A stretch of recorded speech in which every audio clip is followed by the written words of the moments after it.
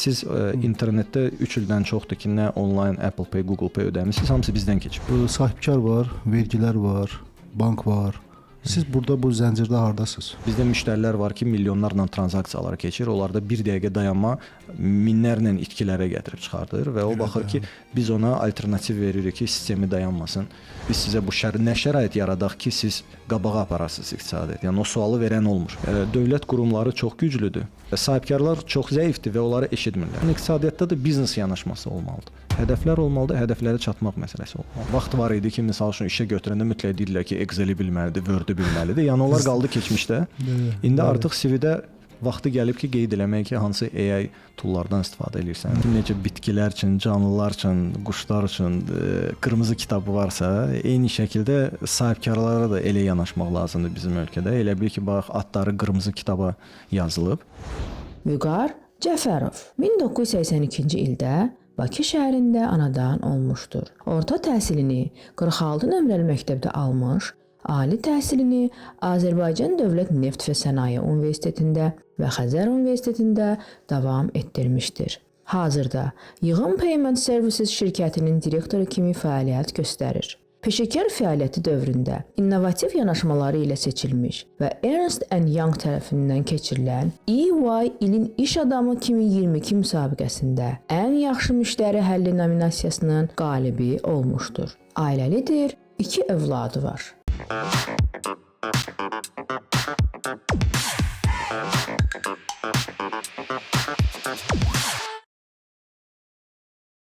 Vüqar bəy, salam, xoş gəlmisiniz. Salam əleykum.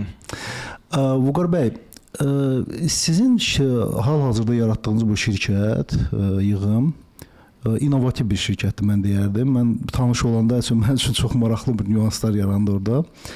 Amma bir dənə bir məsələ var. Baxın, Azərbaycanda bir sahibkarlıq fəaliyyəti eləmək üçün mən belə başa düşürəm ki, tək risk eləmək, yəni kifayət eləmir. Burada real gərək qəhrəmanlıq göstərəsən. Siz bu prosesi, bu qəhrəmanlıq prosesini necə keçmisiniz? Mən əslində dərhal başlamadım bu prosesə. Vaxtı ilə hələ cavanlıqda da bizneslərim olurdu, amma müəyyən çətinliklər olurdu və mən hiss elədim ki, müəyyən biliklər lazımdır biznesə başlamaq üçün. Yəni indiki cavanlarla danışdığım zaman artıq mən bir 5 dəqiqədən sonra böyük ehtimalla başa düşürəm ki, onların ideyaları, onların biznesləri uğurlu olmayacaq. Ona görə ki, hiss eləyirəm ki, müəyyən bilikləri yoxdur.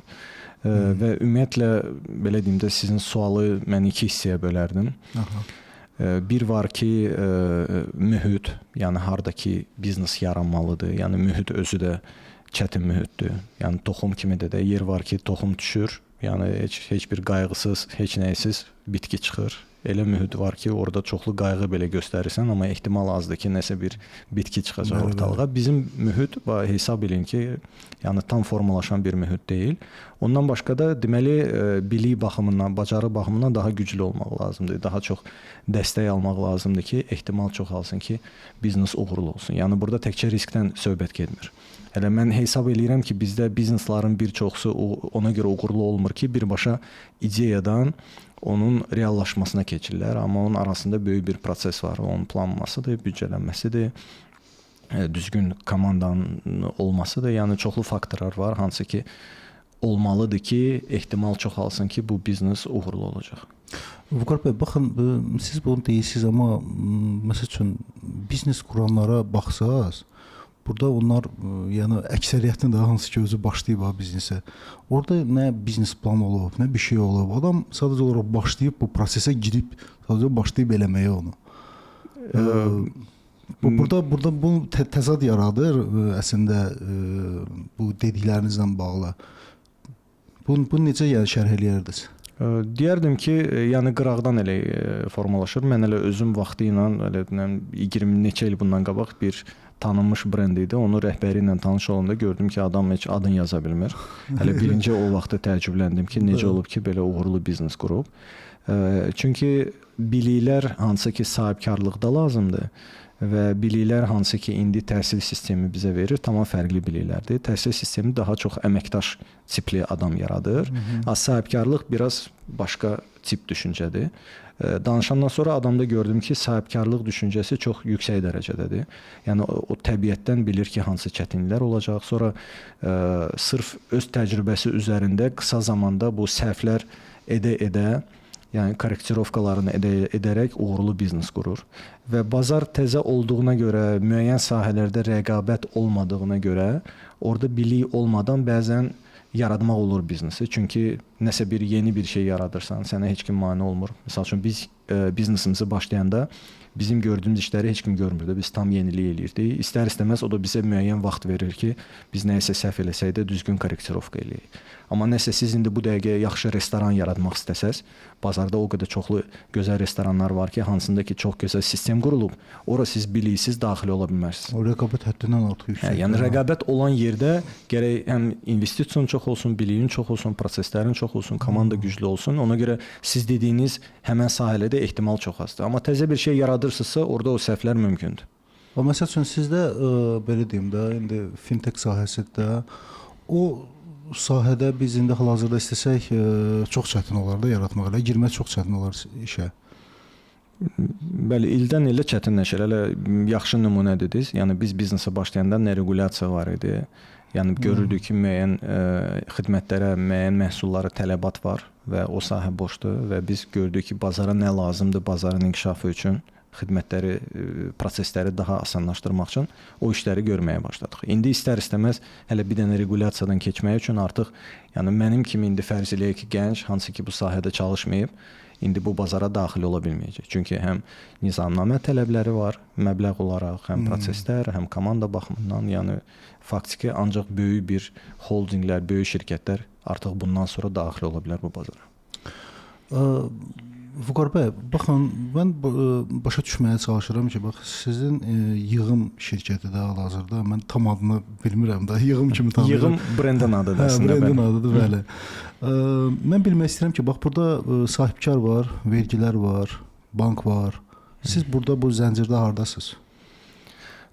Biz əlavə dəyər yaratmışıq ortalıqda, belə deyib. Buna deyirlər payment service provider da, ödəniş təşkilatı xidmətləri. Yəni biz elə bil ki, ortalıqda əlavə xidmətlər veririk və sahibkarlar üçün hesab edin ki, asan xidmət hansı məntiqlə işləyir. Onlar birbaşa özləri bir xidmət vermir, amma interfeys olaraq onları çıxış eləyir, insanlara xidmət verir. Daha da rahatlaşdırır da belə. Biz də eyni şeyi sahibkarlar üçün eləyirik. Çünki çoxlu funksionallıq var, çoxlu oyunçular var bazarda və sahibkar bir-bir onların hər birinə vaxt itirməməlidir hansısa bir xidməti almaq üçün. Bizə müraciət edir, biz onları yığcam formada veririk. Dünyada nə axırıncı texnologiyalar var, birinci tez onları gətirə bilirik. Çünki misal üçün banklar o qədər çevik deyil, onların digər prioritetləri var. Onların xidmət belə deyim də sayı o qədər çoxdur ki, yəni onlar hər şeyi çatdıra bilməz və burada texnoloji şirkətlər üçün böyük imkanlar yaranır ki, sahibkara uyğun, sahibkarı daha yaxşı başa düşərək ona uyğun proseslər qurmaq, onun biznesinə birbaşa dəyər vermək ki, o daha yaxşı ödəyicilərə xidmət göstərə bilsin. Vüqar bəy, gəlin bu belə düşünəndə, bax tutalım ki, mənim hər hansı bir belə deyək, bir internet mağazin deyə var. Mən ora ödəniş sisteminə qoşmaq istəyirəm. Məsəl üçün mən bankdan alsam qoşsam və yaxud da sizdən alsam qoşsam nə üstünlük əldə edirəm? Fərq çoxdur. Bizdə funksionallıq qat-qat çoxdur. Belə deyim də bank hazır bir həll sizə verir və deyir ki, uyğunlaş. Yəni sizin yanınızda olmur ki, bütün funksionallıq düzgün otursun ki, ödəyici ödəniş prosesinin təcrübəsi maksimum gözəl olsun. Yəni ona maraqlıdır ki, əsas funksiyanı versin, ödəniş keçdi, fokuslansın digər xidmətlərə, sizə çox vaxt sərf eləməsin. Yəni bankın həcmin baxanda, onların iş yükün sayında, onların gəlir məqsədlərini görəndə onların sizə vaxt sərf eləməyə məntiqli görsənmir. Yəni siz onlardan yeni bir funksiya istəyəndə baxacaqlar ki, dövriyyəniz nə qədərdir. Görəcəklər ki, az dövriyyəniz var, bank oradan çox qazanmır, sizə vaxt sərf eləməyəcəklər. Çünki istənilən bir prosesi qurmaq üçün onlar bütün departamentə rəhbəri yığmalıdırlar. Onlar proqram təminatını xaricdən hansısa vendordan alıblar. Ora pul ödəməlidirlər o yenilikləri eləmək üçün. Yəni çevik deyirlər də. Çevik deyirlər, həm də onlara çox baha başa gəlir bu proses və sizə görə, sırf sizə görə ona vaxt itirə bilməzlər. Bax necə ki siz məsəl üçün mobil telefondan istifadə edirsiniz, o eyni model bütün insanlar istifadə edir. Onlarda da tam eyni telefondur. Sahibkara o yaramır ki, məndə də eyni telefon olsun. Deyir, məndə olan prosesdə olar ki, burada knopkası burada olsun. Olar ekranda bu olsun. Yəni mütləq istəyir ki, öz biznesə müəyyən uyğunlaşma olsun. O fərqliləşdirmə Və onun üçün eləyirsiz də. fintechlə işləmək daha rahat olur. Çünki fintech baxır, səndə proses necə gedir? Belə gedir, gəlin bunu belə eləyək. Gəl bu xidməti sənə əlavə eləyək. Plus sahibkar istəyir ki, onda dayanma olmasın. Məsəl üçün siz bankın hansınasa qoşulanda onun bir prosesing xidməti var və onlarda nəsə dayanma baş verəndə sizdə sistem dayanır. Bizdə isə inteqrasiya bütün prosesinglərədir. Biz baxırıq ki, dayanıqlı olsun sistem. Yəni bizdə müştərilər var ki, milyonlarla tranzaksiyalar keçir. Onlarda 1 dəqiqə dayanma minlərlə itkilərə gətirib çıxardır və o baxır ki, biz ona alternativ veririk ki, sistemi dayanmasın. Yəni buradan keçmədə ödəniş digər yerdən keçidək. Və funksionallıq baxımından daimi istəkləri olur ki, biz istəyirik ki, bu xidmət bu formada çalışsın, o xidmət bu formada və biz o sazlamaları eləyirik ki, hansı ki, yəni axırıncı bazar tələbləri nədirsə, onları yerinə yetiririk. Vüqar bəy, baxın, bu sizin sistem bunda biz belə başa düşürük ki, bu bir startapdır, yenilikdir da bu. Yoxsa bu belə deyim, Azərbaycan üçün nəzərdə tutulan? Bəli, biz nə ediriksə, ümumiyyətlə biz çalışırıq ki, əgər bazarda nəsə varsa, biz onu təkrarlamırıq. Yəni bizdə bir çox sahibkarlar baxır ki, ya nəsə uğurludur, başlayır onu təkrarlamağa. Bizim yanaşmamız tam başqadır. Biz görürük ki, kimsə nə isə edir, onu təkrarlamırıq, çalışırıq ki, daimi nəsə yeniliklər gətirək. Hələ adi Apple Pay, Google Pay deyim. Yəni siz internetdə 3 ildən çoxdur ki, nə onlayn Apple Pay, Google Pay ödəmisiniz, hamısı bizdən keçib. Yəni indi təzə yarım ildir artıq banklar, digər oyunçular o xidməti verməyə başlayıb. Biz artıq 3 ildir veririk. Bəli, onlayn biz yaratmamışıq, biz gətirmişik. Yox, gətirməyə nəzərdə biz birbaşa Apple Pay, Google Pay inteqrasiya eləmişik. Yəni özümüz sazlamışıq prosesinglərlə prosesi və onu birinci bazara gətirmişik və belə nümunələr çoxdur. Məsəl üçün American Express uzun vaxtı var idi bazarda, bankların birində, beynəlxalq bankda, amma onları onlayna çıxarda bilmirdilər rahat. Biz o prosesi sazladıq, artıq bütün top otellər American Express kartlarını rahat ödənişlərini qəbul edir. Eyni şəkildə Union Pay vermişik. Sonra Visa ilə gözəl layihəmiz var. Adi ödənişləri bu Apple Pay, Google Pay məntiqi ilə, yəni kart məlumatı istifadə olmadan ödənişləri keçirmək məntiqi ilə həyata keçiririk.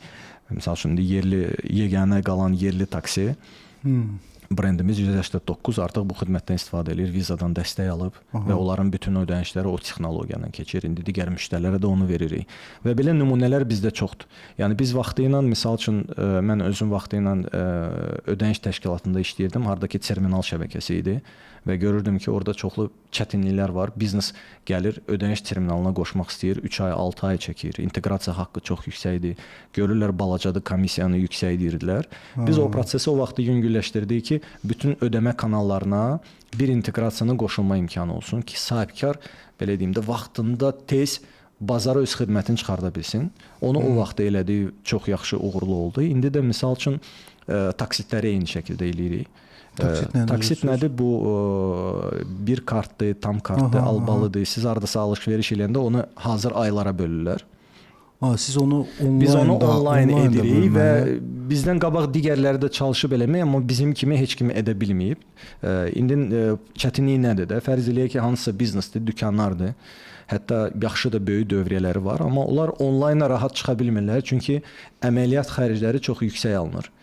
Fərz eləyək ki, onlayn nəsə satış eləyirsiniz, istəyirsiniz ki, sizin məhsulunuz ya xidmətiniz eyni zamanda taksitlə də satışı mümkün olsun. Siz gərək ayrıca banka qoşulaydınız, ayrıca hər hansı bank ki o taksit xidmətini verir, yəni hansısa beynəlxalq bank verir, hansısa Kapital, Bank of Baku, Unibank, Yapı Kredit.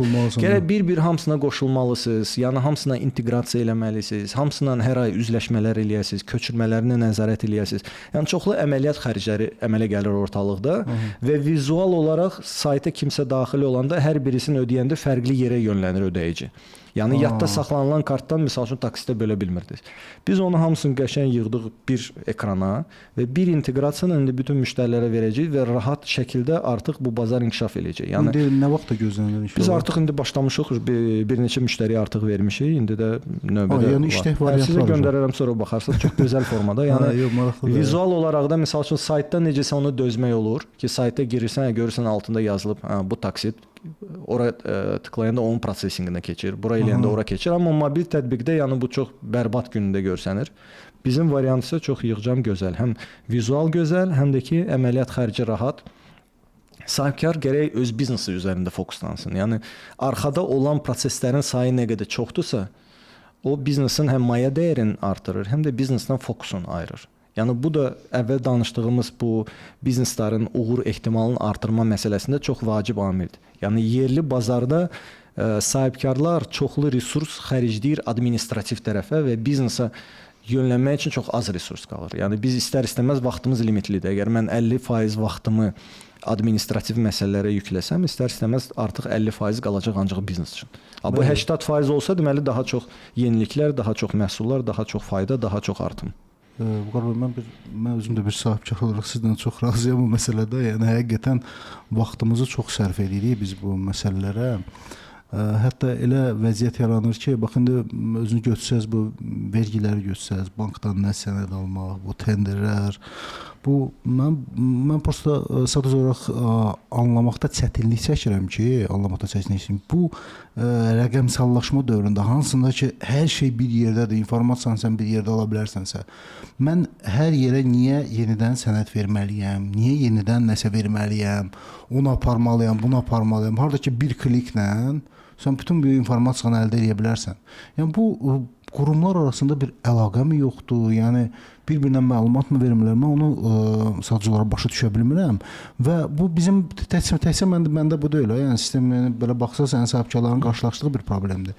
Və bu problem belə yaranmasından açıq əziyyət çəkən sahibkarlardır və biz faktiki olaraq istədiyimiz bir şeyi əldə etmək üçün kifayət qədər çox vaxt sərf edirik.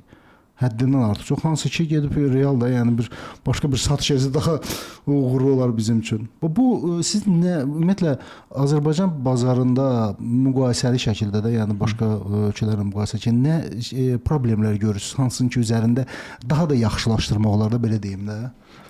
İndi bu tipli müzakirələr əslində çox olur bizim sahibkarlar arasında, insanlar arasında və kimsə deyir ki, bax görürsüz inkişaf var. Deyir, yəni inkişaf var, amma yanaşmadan asılıdır ki, bu inkişafı necə qəbul edirsən də. Əgər biz 2 addım qabağa ediriksə, amma eləmək lazım idi 10 addım, buna inkişaf demək olarmı, yoxsa biz gecikirik əslində? Ona görə bu perspektivdən baxanda görsənir ki, bəli, nəyisə yaxşılaşdırırıq, amma daha çox etməliyik ki, əgər yəni bazarın tələbi odur. Əgər biz doğrudan istəyirik ki, sahibkarlıq daha çox iş yeri yaratsın, daha çox büdcə pul gətirsin, yəni sahibkarları dinləmək lazımdır. Mən daha fundamental məsələyə fokuslanmaq istəyirəm. Çünki biz ayrıca hansısa prosesləri danışanda onun təsiri olmur. Əsas fundamental məsələdə mən necə görürəm ki, bizdə dövlət qurumları çox güclüdür. Yəni istədiyi resursları var, istədiyi büdcəni ala bilirlər öz ideyalarını formalaşmaq üçün, amma bu prosesdə eyni zamanda sahibkar da tərəzli şəkildə eyni gücə malik olmalıdır. İndi sahibkarlar çox zəifdir və onları eşitmirlər. Yəni sahibkar hansı qurumun altındadırsa, maksimum gedib ona o proses haqqında danışır və elə bil hesab edin ki, bizim sizin aramızda nəsə birimizi başa düşməmişik və mən gərək sizi inandırım ki, bu proses səhvdir və inandıra bilsəm siz onu dəyişəcəksiniz, inandıra bilməsəm dəyişməyəcəksiniz. Burada mütləq məncə üçüncü tərəfdə olmalıdır və tərəzli şəkildə siz də güclü olmalıdır. Necə ki məhkəmə prosesi. Fərz eləyək ki, bir tərəfdə dövlət tərəfidir, digər tərəfdə sahibkarlıq olmalıdır. Üçüncü tərəfdə baxmalıdır ki, dövlət tərəfi bunu deyir, çünki dövlət çox vaxt risklərə fokuslanır ki, nəsə problem yaranmasın, onların öz prioritetləri var. Sahibkar istəyir biznes yaratsın. Necə ki, məsəl üçün bank qurumlarında risk departamenti olur. Biznes tərəfi daimi istəyir nəsə yaratsın, risk tərəfi deyir ki, yox, bunun olmaz, risk var. Və onlar necəsə qurum daxilində bunu tarazlayırlar ki, riskə idarə edərək nəyisə ortalığa çıxarsınlar. Dövlətdə bizdə bu yoxdur. Yəni dövlətdə risk elə bir hesab edin ki, qurumdakı risk departamenti çox güclüdür. Biznesin gücü çatmır ki, nəyisə ortalığa çıxarsın. Ona görə biznesi gücləndirmək lazımdır ki, risk baxımından baxanda biznesdə öz sözünü deyəndə üçüncü tərəf desin ki, okey, burada risk var. Amma gəl bunu idarə eləyək, bunu boğmayaq, bu çıxsın bazara. İndi bu dəqiqə hamısı boğulmuş vəziyyətdə qalır. Belə də əziyyət çəkirsə nəyisə çıxartmaq üçün, çünki risk tərəfi çox güclüdür. Amma bu üçüncü tərəf dediniz. Üçüncü tərəf qismində hakimlər çıxış eləmir ki, yəni məhkəmə rol oynamır o üçüncü tərəfdə. Məhkəmə son instansiyadır. Əslində ora proseslər gedib çıxmamalıdır. İdeal əgər bazarda hər şey qurulubsa, yəni mən onu nümunə kimi gətirdim ki, yəni məhkəmədə necə olur? Bir tərəf olur, digər tərəf olur. Onlar bir-birini əksin deyir. Axırda üçüncü tərəf hakim qərar verir ki, kim doğrudur, kim səhvdir. Məsəl üçün bizim mühitdə o yoxdur. Sahibkar gərəsə çoxlu nəyisə müraciət eləsin, qulluğuna çıxsın, dövlət qurumunun öz prioriteti var, ona çox qulaq asmır və fərqli dillərdə danışırıq. O da çox vacibdir. Maraqlı eksperiment Amerikada oldu. Bu Doge ilə bağlı Elon Musk. O mənim əslində çox xoşuma gəldi ideya ki, sahibkarlar dövləti yoxlayır ki, biz sizə vergi ödəyirik. Baxaq ki, siz necə effektiv işləyirsiniz və çoxlu nöqsanlar çıxdı ortalığa. Sadəcə çox qısa zaman ərzində onu eləmək istədilər.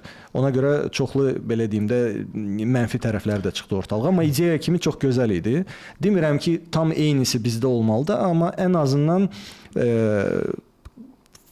belə böyük oyunçular ki, sahibkarlıq baxımından bazarda var. Məsəl üçün onların da ölkənin strategiyasına, qanunların tərtib olunmasında, yəni onların belə deyim də, onlar üçün şərait yaradılması çox vacibdir. Məsəl üçün deməlidirlər ki, biz sizə bu nə şərait yaradaq ki, siz qabağa aparasınız iqtisadiyyat. Yəni o sualı verən olmur. Hətta biz əksinə qaçırıq dallarıca ki, gəlin bunu eləyək, bazar artsın, görürük ki, qulaq asmırlar və əminəm ki, digər sahibkarlar da eyni şey deyəcək. Çünki mən də danışıram sahibkarlarına, görürəm ki, hamıda problem eynidir. Və ideyalar çoxdur. Məsəl üçün sizə gözəl bir ideya deyim. Amerikada vaxtı ilə bunu elədilər. Futures bazarı deyirlər ona. Məsəl üçün siz hələ heç nəyi yaratmamısınız, hansısa bir xidmət, nəyisə yetişdirməmisiniz, amma o futuresda onu sata bilirsiniz. Məsəl üçün deyirsiniz ki, bazara məsəl üçün kartoşka lazımdır, neçə milyon ton. Deyirsiniz ki, kim kartoşka gətirsə mən ondan bu qiymətə onu alacağam. Və siz o müqaviləni alırsınız, gedib kartoşkanı yetişdirirsiniz və bilirsiniz ki, bunu yetişdirəndən sonra bu kartofu sizdən alacaqlar bu qiymətə. Yəni biznes bu şəkildə işləsə çox effektiv olar. Bax, çoxlu bir dənə siyahı çıxartmaq olar. Hansı ki, biraz başqa mövzuya getdim. Yadıma düşdü, onu da danışmaq istədim. Deməli, hər il ölkədə çoxlu müxtəlif məhsullar ixrac olunur da, müxtəlif xidmətlər, müxtəlif məhsullar və o siyahını açmaq olar ki, baxın, dövlət, məsəl üçün özdə biznes, bizdə dövlət biznesdə payı çoxdur da, 70%dir iş yerləri və ən çox alış-veriş eləyən onlardır. Yəni nəsə bir tikinti materialları alırlar, avtomobillər alırlar, nə bilim, ağır texnikalar alırlar, hansısa məhsullar alırlar və siyahını çıxarda bilərik ki, biz hər il xarici ölkədən bu qədər məhsul alırıq və buna bu qədər pul xərcləyirik. Kim bu qiymətdən aşağıya, heç olmasa eyni qiymətə mənə bu xidməti verə bilər, mən ona garanti edirəm ki, ondan onu alacağam. Artıq mən sahibkar olaraq gedib, məsəl üçün insanlar bizdə nə gedir ki, daşınmaz əmlak alır ki, pulu itməsin ya da gedir pulu banka yatırır, ortalama bilir ki, 10% gəlir əldə edəcək. Burada isə dövlət ona deyir ki, bax mən məsəl üçün uşaq meydançalarına rezin vuracağam, bunu hər il alıram Türkiyədən, Çindən bu qədər pul xərcləyirəm. Kim bunu eləsə mən o qiymətə ondan onu alacağam. Sahibkar oturub sayacaq, görəcək ki, burada 30%, 40% gəliri var. Deyəcək, əla, mənə garanti edirlər ki, mən bunu düzəldəcəm və məndən bu qiyməti alacaqlar. Yəni bu formada çalışsa, dövlət dəstək versə, mən əminəm ki, bizneslərin sayı qat-qat çoxalar. Və belə ideyalar təkcə mən vermirəm də. Yəni istənilən sahibkarla danışsaz, görəcəksiniz ki, müxtəlif sahədə ideyaları var, təcrübəsi var ki, nəyi necə eləmək ki, olar ki, qısa zamanda sahibkarlıq inkişaf eləsin. Yəni belə platformaların olmağı çox vacibdir. Vüqar bəy, mən düşünürəm, siz necədir? Baxın, necə biz biznesdə, məsəl üçün də hər hansı bir əməkdaş bir satış eləyəndə, nəsə bir şey eləyəndə ona bir bonus formasında, nəsə bir, belə deyim də, bir məbləğ ödəniş şey olunur, nəsə bir hədiyyə olunur. Yəni bəlkə də dövlət qurumlarında biraz onların işləmə prosesini biraz fərqli yanaşmaq lazımdır ki, baxın, sən bir layihə çıxart, yəni orada əməkdaşın özü belə maraqlı olsun. Bir layihə çıxart, maraqlı bir şeylə ki, onu o layihəni çıxart və o reallaşanda, məsələn, orada müəyyən bir bonus əldə eləsin. Yəni bu düşün, yəni o da bir belə baxanda dövlətin özü də bir biznesdir də, sadəcə olaraq böyük bir biznesdir də, yəni iri bir biznesdir, hansı ki fəaliyyət göstərir. Yəni belə eləmək olmazmı ki, yəni o effektivlik məsələsidir, həm də Elon Musk'ın effektivlik məsələsidir. O əslində yanaşma doğru idi, hətta Amerikada belə o qoymadılar onu çox hərəkət eləyə bilsin. Yəni burada yəni çıxış yolu nədir? Adam ikisinin arasında qalır da. Ya nə ora nə bura qalırsan. Niyə etmək olar? Nədən başlamaq olar ümumiyyətlə? Mühiti dəyişmək lazımdır. Baxmaq lazımdır ki, sırf düşüncə tərzi, düşüncə tərzində harda problemlər var, birinci düşüncə tərzini dəyişmək lazımdır. Yəni başa düşmək lazımdır ki, sahibkarlıq vacibdir, necə ki onu Dubayda elədilər. Və baxmayaraq ki, yəni onlar neftlə rahat uzun müddət dolana bilərdilər və neftin qiyməti əla idi. Onlar əvvəlcədən özlərinə hədəf qoydular ki, gəlin biz neftdən asılılığı azaldaq və indi 3%-dən aşağıda artıq neftdən asılı onların iqtisadiyyatı. Və prioritet düzgün seçəndən sonra baxmaq olar ki, bunu eləmək üçün nələr lazımdır? Deməli, bura dəstək vermək lazımdır, ora dəstək lazımdır. Yəni buradan formalaşmalıdır. Artıq yanaşma. Mən təzəlicə bir seriala baxdım. Çox orada belə gözəl bir məqam var idi. Amerikada Yellowstone. Xanım gedir yoldaşının yanına, rançoya gedir. Onlar da orada yəni inəklərə baxırlar da. Polis bunu saxlayandan sonra yəni cərimələmək istəyir. Sonra deyir ki, hara gedirsən? Deyir yoldaşımın yanına. Deyir hara? Deyir ki, falan rançonun adını deyir. 666 səfər olsa. Bəli, çıxardır ona verir. Deyir, "Spasibo za službu, thank you for serve." Yəni ki, xidmət edir. O da təəccüblənir ki, niyə? Deyir, biz bilirik də bizim ətimiz hardan gəlir. Yəni o mən hesab eləyirəm ki, bax o düşüncə tərzi dediyimi bax odur. Yəni biz başa düşməliyik ki, sahibkara dəstək vermək lazımdır. Yəni bu dəqiqə dövlət qurumları bir-birinə kollega kimi baxır. Adi misal deyim də, sizi polis saxladı, məni saxladı, bir də dövlət qurumunun işçisini saxladı. Dövlət qurumu işçisi deyir ki, mən məhkəmədə işləyirəm, polis deyir, yaxşı sağ ol. Verir sənədini, çıxır gedir. Sahibkar olanda baxmır ona. Çünki ona kollega kimi yanaşır. Yəni məhkəmənin özündə belə bu proses var. Bizi Mərkəzi Bank müəyyən protokol tərtib eləmişdi, vermişdi məhkəməyə. Və biz məhkəmə zamanı mən belə çox pis oldum. Nəyə görə? Çünki biz iki instansiya üzrə idi. Bir var idi məsul şəxs kimi, şəxsən mənə vermişlər məhkəməyə. Bir də şirkətimizi. Və orada gördüm ki, heç hakim heç baxmır ki, nə yazılıb. Problem nədir? Doğrudan bizim günahımız var, günahımız yoxdur. Görür, dövlət qurumudur, formal yanaşır. Hiss edirəm ki, heç qulaq asmır nə məsələdir. Getdi, qayıtdı, maksimal cərimə nədirsə, maksimal cərimə 50.000, yazdı 50.000. Məsul şəxs kimi maksimal cərimə nədir? 10.000 götürdü, yazdı 10.000. İndi sağ olsun apellyasiya gedəndən sonra bəxtimiz gətirdi. Yəqin ki, biz lotereya utduq ki, apellyasiyada yaxşı bir hakim çıxdı qarşımıza, hansı ki doğrudan prosesi incələdi. Belə də əməlli başlı Mərkəzi Bankın vəkilinə göstərdi ki, bunlardan asılı olmayan bir prosesdir və 50.000-dən saldı 30.000-ə. İndi digər təşkilatları görürəm ki, hamısında 50.000, 50.000, 50.000, 50.000 gedir. Çünki yanaşma bu formadadır. Yəni hakim elə bilir ki, onun kolleqasıdır o birisi, dövlət qurumudur. Əksinə olmalıdır. Əgər biz istəyirik ki, sahibkarlıq inkişaf eləsin, biz daha çox prioriteti sahibkara verməliyik, çalışmalıyıq ki, başa düşək ki, orada problem nədir, bəlkə doğrudan ondan asılı olan səbəb deyil, nədir məsələdə. Sonra məqaləni deyim internetdə də, indi axtarış versəz, görəcəksiniz ki, yazılıb internetdə ki, bizim qurum cərimə olunub və onun başlığını oxusaz, yəni başlığın biz necə başlayır?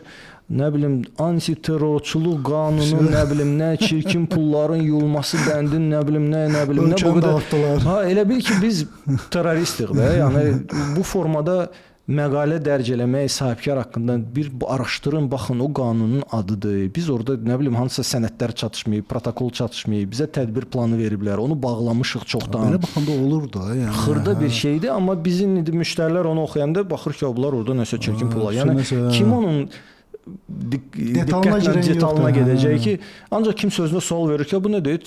Terrorizmlə nə bilim nə yazılıb, cəmi 10.000 cərimə. Bəs bunu türməyə zada salındır, amma axırda bir prosedurda onu da çoxdan həll eləmişik. Yəni bunu dərc eləyən adam da məsəl üçün bu mediada fikirləşmir ki, mən bunların imicinə zərər verirəm. Yəni bizim də hansısa ağıllı rəqiblərimiz bilərəkdən ki, bu xırda bir şeydir, bizim müştərilərə göndərir ki, görürsüz bunlar nə işlərlə məşğuldur. Yəni bunlar hamısı sahibkarlığa zərbədir. Mən Mərkəzi Bankla görüşdə də onu dedim ki, siz bizim imicə zərər vurdunuz. Deyirlər ki, biz bankları da cəriməliyik də. Deyirəm, banklara etibar var. Hamı örgəşib də ki, bankdır, böyük qurumdur, heç yerə gedəsi deyil. Yəni biz fintech-ıq, nəsə bir təzə yaranmışıq, bazarda bilmirlər nədir. Nə qədər doğrudur sahibkarlar haqqında belə bir şey dərc eləmək internetdə. Yəni yazanda heç olmasa açıqlamasını verin ki, bu nəsə sənəd müştərinin sənədini vaxtında toplamayıb, hansısa prosedurda hansısa vergülü düzgün qoymayıb, belə başlıq. Deyirlər qanunun adı elədir də. Yəni qanunun adı elədir, okey, gəlin onda imicə zərər vuraq. Yəni yanaşma düzgün deyil. Bildiniz nəyi nəzərdə tuturam? Vüqar bəy, açıq mən sizə deyim ki, bu məhkəmə prosesində mən də bu yaxınlarda belə bir proseslə qarşılaşdım. Təsadüfən məndə də elə yarandı ki, mənə həm belə deyim, həm şirkətə, həm də vəzifəli şəxs kimi cərimələr gəldi birdən-birə. Mən özüm bu hardan gəldi. Başladım, araşdırdım, hətta məhkəməyə veriblər məni, bilmədim nəyin üstündə. Amma sağ olsun, mən xanımın təəssüflər adı yadımda deyil, amma araşdırdı, gördü, nəsə düz deyil, verilməyib düz. Onların hamısını orada qaydasına qoydu və biz belə deyim də, problemsiz mən birinci belə bir şeylə qarşılaşırdım ümumiyyətlə. Həm də ki, sistem özü ümumiyyətlə elektron formada gedirdi. O da xoşuma gələn bir cəhət idi. Yəni sən harasa sənəd aparmalısan, elektron formatda ata bilərsən, yoxlaya bilərlər, eləyə bilərlər və gələndə artıq hazır gəlsən, vaxt itirmirsən ona. Əslində mənim də o cəhətdən xoşuma gələn tərəfləri oldu onların. Yəni belə deyim. Yox, o sahədə belə deyim də, əslində yaxşılıqları da qeyd eləyək. O hakimin hansına ki çox minnətdaram, adını da deyim. Özüm məhkəmə prosesində deyil idim, amma özüm üçün qeyd eləmişəm. Deməli Zəfər Əhmədov Apellyasiya Məhkəməsi sağ olsun elə belə fürsətdən istifadə edib, yəni belə hakimlərimiz çox olsa, yəni o effekti çox olar. Hansı ki doğrudan beganə qalmadı. Bizim sahə çətin sahədir, tam başa düşmək olmur. Texnoloji sahədə ona baxmayaraq tam araşdırdı və belə deyim də ən azı cəriməni saldı aşağı. Salmasaydı da ən azı yanaşma gördü ki, yəni adam elə belə formal yanaşmır. Gözəl nümunədir.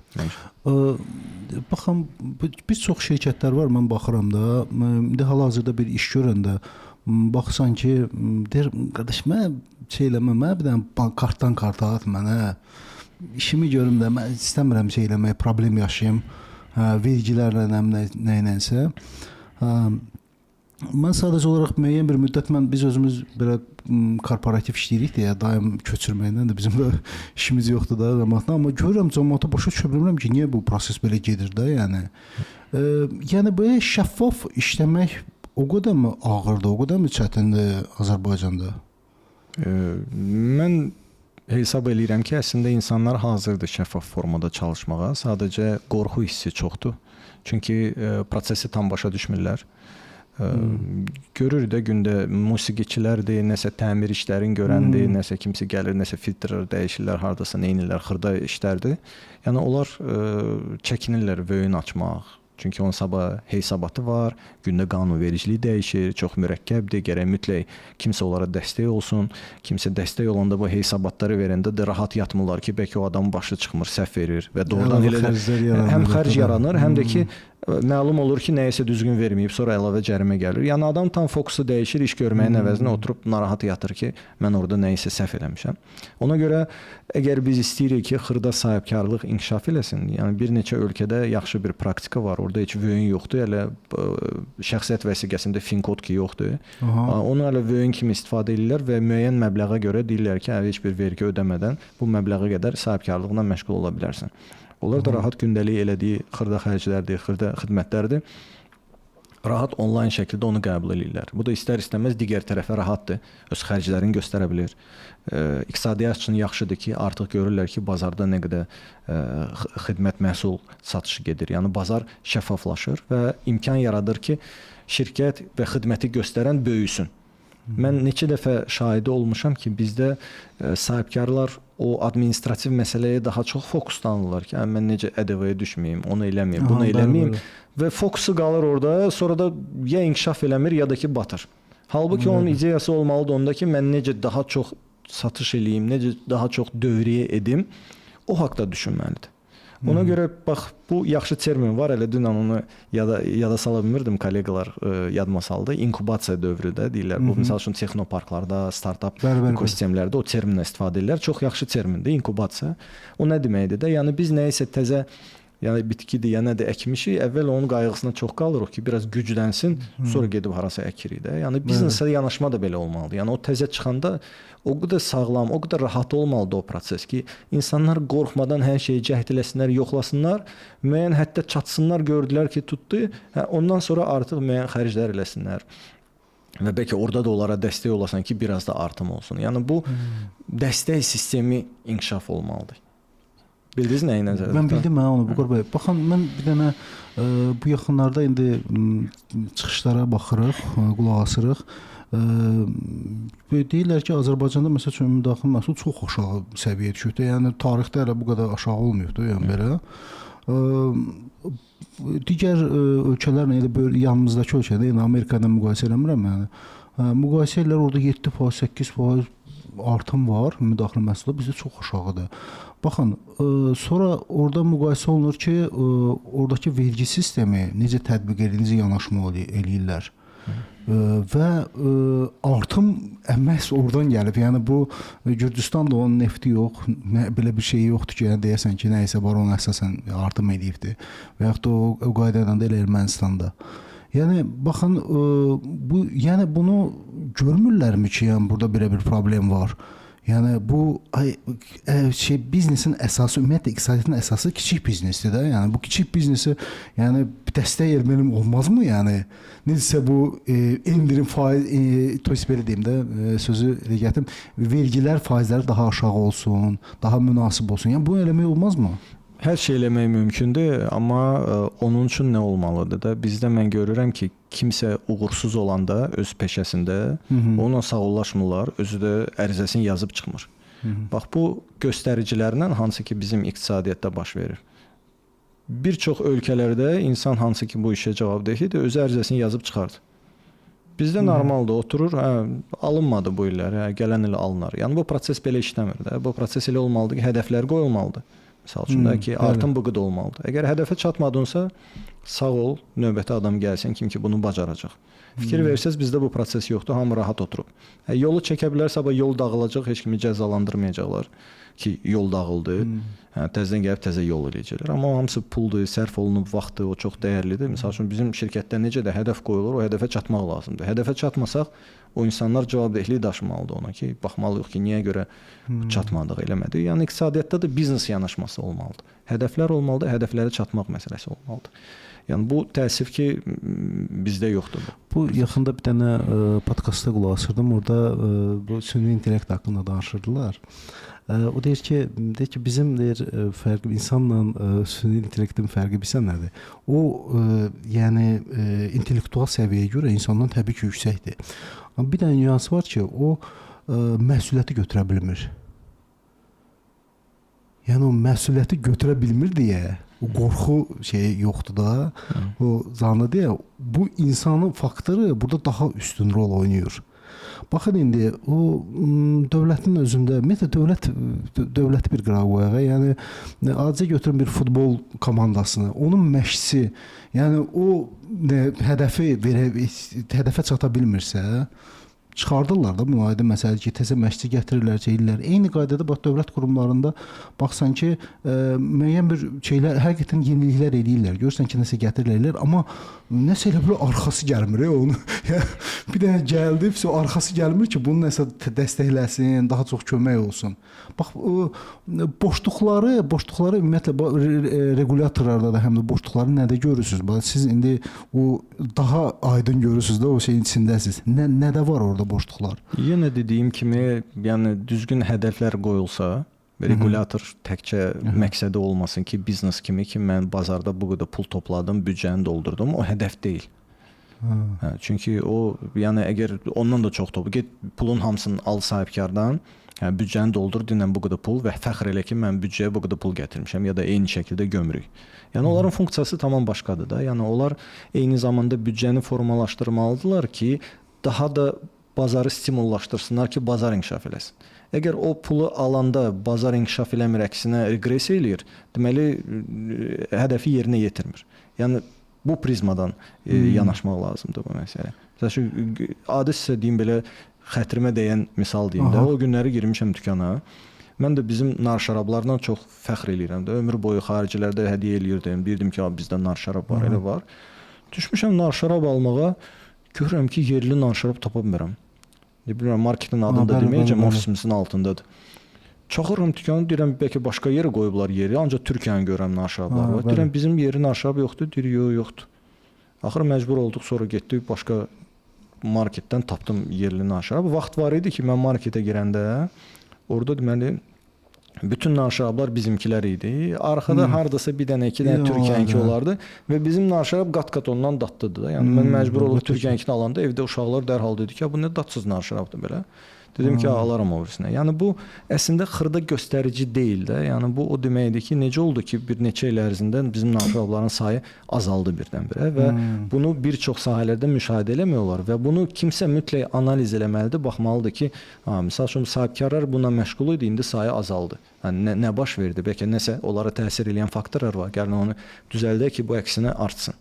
Və bu data tipli yanaşma ki, analizlərlə, hər sahəyə ayrıca diqqət ayırmaqla ki, bunu artırmaq istəyirik, bunu artırmaq üçün nələr etməliyik?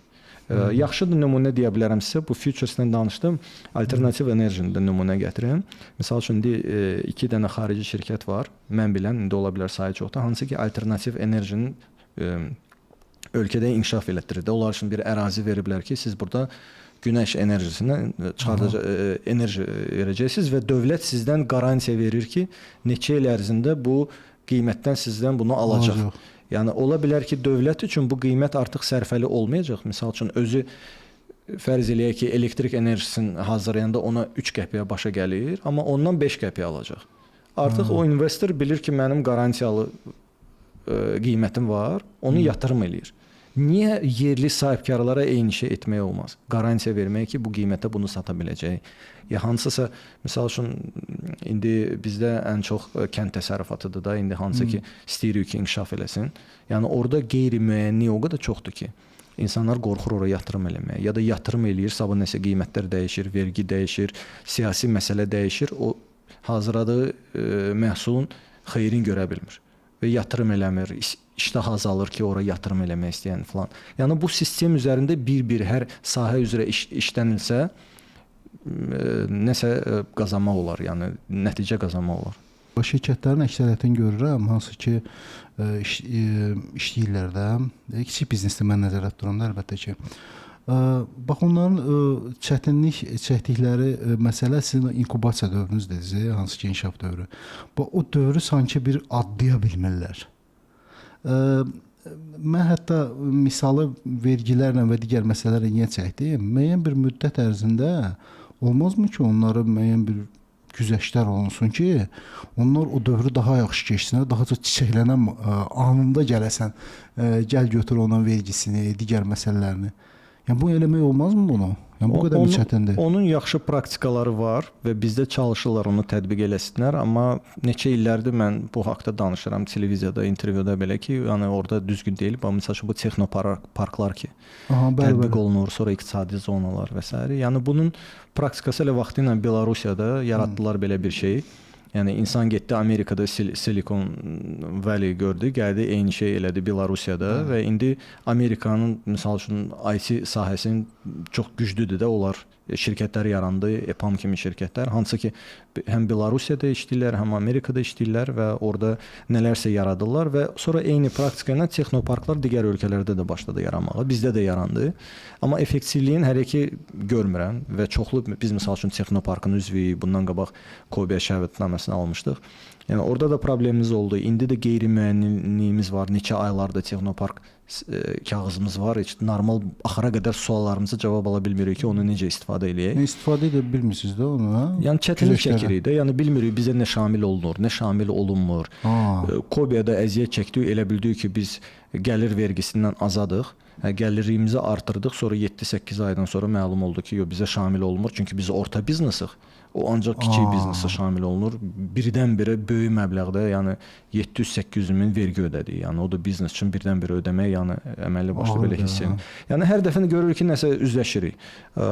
Təzəlicə bizim hələ əməkdaş qatılmışdı onlayn Özbəkistandakı texnoparka. Yəni onların şərtlərini görsəz, görəcəksiniz ki, çox dəhşət şəffafdır.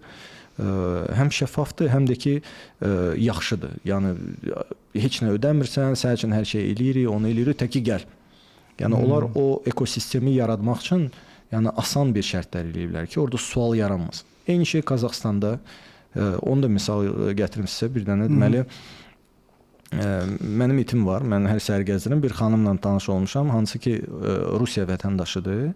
Freelancerdır, onlayn işləyir. Yaxşı da bir neçə şirkətdə xidmət göstərir. Aydın məsələdir ki, müəyyən qədər yaxşı pul alır, amma yaşayır Bakıda.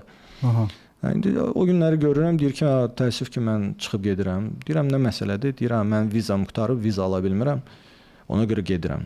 Mən də deyirəm, istəyirsən, bax Qazaxstanda belə bir yer var, hardakı nə vergi ödəyirsən, nə üçün ödəmirsə, deyirlər tək ki burada ol. Səhəşi şərait deyir, yox, Qazaxlardan deyir, xoşum gəlmir, Azərbaycandan xoşum gəlir, çoxlu dostlarım var, amma təəssüf ki, qayıtmalıyam Rusiya. İndi adi misal deyim də sizə, görün bu təzə bir viza var da, belə freelancer viza deyirlər. Avropada onların üstündə davadır ki, kimin qıraqdan gəlir mənbəyi var, ona icazə verirlər ki, gəl ölkədə otur, pulu burada xərcdə, amma otur burada. Yəni, hələ bir dənə onun nümunə gətirsək ki, onlar üçün mühit yaratmaq olar. Ki puldur da xaricdən gəlir, burada xərcləyir. Niyə çıxıb getməlidir? Və hesab eləsək ki, məsəl üçün 1000 nəfər gəlsə, hərəsi $5000 pul qazansa və o pulu burada xərcləsə, görün nə qədər pul eləyir. Ondan başqa təcrübə. Məsəl üçün o xanıma dedim ki, gəl bizim şirkətdə o IT sahəsində quality assurance elə bir keyfiyyəti yoxlayır proseslərdə. Deyirdim ki, bölüşsün də istər-istəməz xarici təcrübədir. Yəni o insanlar gəlib öz təcrübəsini, biliklərini də paylaşanda o da çox vacibdir. Yəni bu ekosistemi qurmaq üçün bunu yenidən tam analiz eləyib, yəni boşluqları aradan qaldırmaq lazımdır. Vüqar bəy, bu indi veriliş başlamamışdan qabaq bu siz bu qırmızı kitab məsələsində şey eləyirdiniz. Düzdür, bizdə qırmızı kitab olmadı, əvəzinə digər qırmızıya oxşayan nəsə bir şey bir papka belə deyim qoymuşuq. Nə nümunə idi o elə? İzləyicilərə də deyə bilsinlər. Yenə də bu düşüncə tərzinə aiddir. Yəni mən hesab eləyirəm ki, necə bitkilər üçün, canlılar üçün, quşlar üçün qırmızı kitabı varsa, eyni şəkildə sahibkarlara da elə yanaşmaq lazımdır bizim ölkədə. Elə bil ki, bax adları qırmızı kitaba yazılıb və bu cür yanaşma olsa, biz nəyisə məsəl üçün bitkidir, yəni quşdur, hardasa qorxurlar ona nəsə eləmək ki, adı qırmızı kitabdadır. Yəni sahibkarlar da bu yanaşma olmalıdır ki, sahibkarlıq inkişaf eləsin. Yəni o hörmət olmalıdır, o qayğı olmalıdır. Yəni o prizmadan zarafatla dedim ki, yəni qırmızı kitab lazımdır sahibkarlar üçün. O biz dostlarımızla danışanda öz aramızda mən deyirəm ki, əslində bizdə sahibkarlar bu qəhrəman məsələsini nə ilə gətirdim? Bu Marvel'ın qəhrəmanları sanki düşüblər bir yerə, hardakı baş çıxartmalıdırlar. Görək bunu necə eləyirik, necə həll eləyirik. Amma belə deyim, baxın, siz bu yaxın bir 10 ildə, 15 ildə perspektivdə nə görürsünüz? Yəni bazarda nə yeniliklər olacaq? Bizi nə gözləyir? Siz ekosistem baxımından deyirsiniz, yoxsa texnologiya baxımından deyirsiniz? Mən həm ekosistem baxımından, həm də ki, sizin bazara töhfəniz baxımından deyirəm. Biz nə texnologiyalar yaranırsa, çalışırıq ki, onları maksimal tez ölkəyə gətirək və onu rahat deyə bilərəm ki, sırf tətbiq olunan texnologiyalar baxımından bazarımız çox yaxşı inkişaf edib. Həm nağdsız ödənişlərin artım tempi də çox gözəldir, yəni sürət baxımından, həm də ki, texnologiyalar baxımından. Mən məsəl üçün digər ölkələrdə hansısa forumlarda olanda, elə Vizan forumunda Barselonada idim bu illəri. Gördüm ki, biz nəyi çoxdan tətbiq eləmişiksə, orada ölkələr elə o haqda ancaq danışır. Və elə belə zarafatla dedim ki, bizdə inkişaf yaxşıymış. Oradakı Vizan nümayəndələri dedilər, hə, amma çox o barədə danışmayın ki, rahatlaşmasın sizinkilər. Amma yəni iştahımız yaxşıdır. Biz həmişə yenilikləri xoşlayırıq. Yəni bizim mentalitetimizə uyğun da istəyirik hər şeyin ən axırıncısı olsun və s. Yəni bu yaxşı tərəfdir və biz gərək bu istiqamətdə də davam eləyək. Bazarımız da balacadır, yəni tətbiq olunan texnologiyadan çox gəlir götürmək də olmur. O da mənfi tərəfdir. Hələ həmişə mobil operatorlara nümunə gətirirəm. O sahədən məlumatım var. Məsəl üçün hər dəfə çıxırdı 2G, sonra 3G, 4G, 5G və hər dəfə mobil operatorlar bunu investisiyasını eləyirdi. Halbuki oradan heç bir qazanc eləyə bilmirlər. Sadəcə ki, ölkədə image baxımından bunlar olsun. Yəni ölkə böyük olanda o pulu çıxarda bilirsən. Ölkə balaca olanda çıxarda bilmirsən. Ona görə vacibdir ki, yerli şirkətlər beynəlxalq şirkətlərə dönsünlər ki, digər ölkələrdə xidmət göstərsinlər, bazarını böyütsünlər ki, daha rahat texnologiyaları inkişaf elətdirə bilsinlər, keyfiyyət daha yüksək olsun, daha çox xidmətlər olsun. Vüqar bəy, bax son çıxışlarda indi prezidentin çıxışında biz gördük ki, o süni intellektə marağı artırırlar da, yeniliklər gətirmək istəyirlər, hətta dövlət qurumlarında. Mənim üçün şok effekti də əlbəttə ki, yəni, amma görürəm ki, nəsə eləməyə çalışırlar. Necə düşünürsünüz? Bax, sizin işdə də, ümumiyyətlə, bazarda da necə görürsünüz süni intellektin inkişafını? Bizim sahədə deyə bilərəm, orada bilirəm necə olacaq və ümumilikdə necə ki, bazarda tətbiq olunacaq. Mən artıq misal üçün rekrutment prosesində insanları işə götürəndə belə artıq soruşuram ki, hansı AI toollardan istifadə edirsiniz, nə kimi istifadə edirsiniz. Və vaxt var idi ki, misal üçün işə götürəndə mütləq deyirlər ki, Excel-i bilməlidir, Word-ü bilməlidir. Yəni onlar qaldı keçmişdə. İndi artıq CV-də vaxtı gəlib ki, qeyd eləmək ki, hansı AI toollardan istifadə edirsən, AI agentlərdən istifadə edirsən. Yəni artıq Excel yox, AI məsələsi gündəmdədir və görür ki, günü-gündən AI bütün proseslərə daha çox tətbiq olunur. Yəni hansı ki AI agentlər var. Yəni insan o işi görürdü. AI agenti onu öyrədirsən, o başlayır o proses eləməyə. O da artıq işin effektivliyini artırır. Və mən yaxın zamanda görürəm ki, artıq bizim necə ki indi biz qələmlə demək olar heç nə yazmırıq, kompüterdə yazırıq. Yəni təzə cavanlı uşaqlar məktəbdə onlara onu keçməmək də olar artıq o qədər. Bəzi ölkələr artıq onu ləğv eləyib ki, qəşəng yazmağa ehtiyac yoxdur da kompüter var. Birazdan klaviatura da ehtiyac olmayacaq. Çünki artıq səsli formada AI ilə danışacaqsan, hər şey eləyəcək. Və indi siz dediyiniz kimi bu öhdəlik məsələsi ki var, o artıq yavaş-yavaş tətbiq olunur. Nə formada? Məsəl üçün siz indi AI-dən daha çox hansısa suallar verib, cavab alıb özünüz qərar verirsiniz. Amma yavaş-yavaş öhdəlik keçir o tərəfə. Məsələn, özlərini idarə edən maşınlardan başlayaraq şəxsi AI agentlərdən. Məsəl üçün siz AI agentə deyəcəksiniz ki, mən harasa səyahətə gedirəm, ya nəsə eləmək istəyirəm. O nəinki məlumat verəcək, sizin yerinizə bron eləyəcək, sizin yerinizə otelə yazacaq ki, filan kəs gəlir, filan saatda gələcək. Belə rahatlıq yaradın ona, kartınızdan pulu silib ödəniş eləyəcək, sizə ancaq məlumat verəcək ki, bu qədər xərclədim ora, bu qədər bura. Yəni sizin gündəlik rutin işlərinizin sayı qat-qat azalacaq. Çünki artıq onu AI hamısını edəcək. Yəni proqres bu istiqamətdə gedir. Və AI şəxsi inkişaf üçün də çox yaxşı alətdir. Təəssüf ki, biz balaca olanda belə bir alət olmayıb. Biz həmişə oradan-buradan hər şeyi öyrənməyə çalışmışıq. İndi rahat AI şəxsi müəllim ola bilər də, bir mentor kimi. Sual verirsən ki, mən nə qədər ağıllıyam, intellektual səviyyəm nədir, nəyi yaxşı bilirəm, nəyi pis bilirəm, mən filan kəs olmaq istəyirəm, bunu olmaq üçün hansı biliklər lazımdır. Yəni tam bizi bir müəllim kimi də, necə ki Aleksandr Makedonskinin Aristoteli var idi. Hesab edin ki, indi Aristotel bizim telefonumuzdadır və onu istifadə edərək şəxsi karyeramızı, şəxsi həyatımızı qat-qat yaxşılaşdıra bilərik. Özü bir dənə Aristotel deyil, bir neçə.